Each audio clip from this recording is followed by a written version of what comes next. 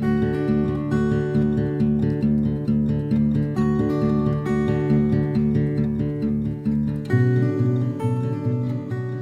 Jeff O'Gara, and I'm making a documentary about a way of life that a lot of people think doesn't exist anymore except in the movies. But it does. So, we're going to make a movie about it. The Green River Drift is a cattle drive that's been going on for more than 100 years. It begins in the meadows and on the mesas along the Green River, where it runs between the Wind River Mountains and the Wyoming Range. Ranchers and cowboys push the cattle up the trail all the way to very near the Continental Divide. It's the oldest, longest cattle drive in the United States. A few years ago, I was working on a documentary about wildlife migration. We were looking at a corridor that runs all the way from Grand Teton National Park down to the Red Desert in southern Wyoming, and it's used primarily by pronghorn and mule deer. Well, right around the town of Pinedale, there's an area where that migration corridor really gets pinched, primarily by human development and primarily by natural gas drilling. So we spent a lot of time there, and while we were there, we met the folks who work in the drift, and we met another kind of migrator, the cattle who go from those ranches down below up to the high country in the winds every year. Well, the families let us in and we got to know them a little bit. They talked about the economics of ranching, they talked about the problems they have with wolves in the high country, and they talked about the problems they have with newcomers who've moved into the area. Here's a little bit of that documentary where we focus on the drift.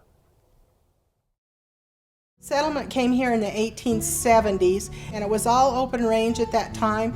It was small family ranches, except for one big one. Other than that, it was just small bunches, like 500-600 head of cattle, maybe 700 at the most. The good summer grass in the high country of the Green River was public land, and the U.S. Forest Service began issuing allotments to ranchers in 1906. This was very important for the ranchers here because you only have a homestead of 160 acres, which is not enough land for you to either grow hay to feed them in the winter or to graze in the summer. And so began the annual cattle drive, from the Green River Valley to the high country of the Wind River Mountains. The cattle followed parts of the same route traveled by pronghorn and mule deer, and ate some of the same plentiful forage. The ranchers even ran their cattle as far south as Colorado in the winter, and then would bring them across the desert as the snow melted so they had water for them, and then they would bring them up to the upper country in the Green River. The Green River Drift is now the oldest and the longest cattle drive in the United States, still done on hoof and horseback, to the largest allotment for cattle on U.S. forest land. Like the wildlife, the older cattle don't need to be guided. They know the way. A lot of the movement of these cattle is over 100 miles.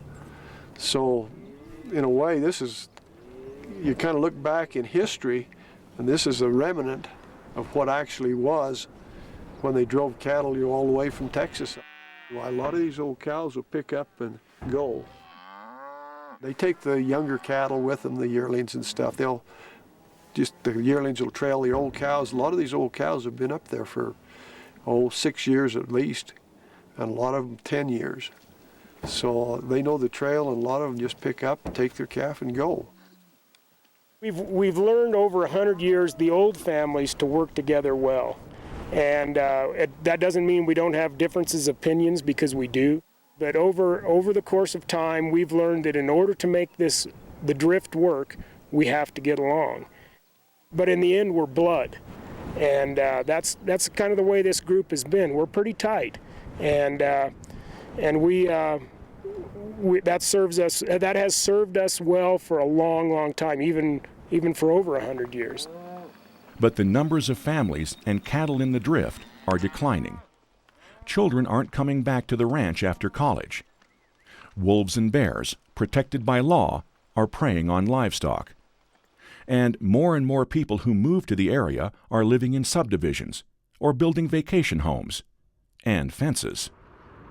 I know a lot of people think we ranchers are bad and we're out just to ruin the land, but we probably care about it more than they do. And you want it to stay there and to be in good condition. The ranches that have sold have been subdivided, and then you have house after house after house there. It's a requirement of us to maintain the integrity of that drift, because I see the large open space ranching community areas of Upper Green River Basin to be working hand in hand with wildlife in terms of maintaining viable habitat. So the alternative, to me, is frightening. Future's a difficult question. I don't know, if things keep it closing in like they have, the future's going to be pretty short, I think. Now, we're going to make a full-length documentary about the drift.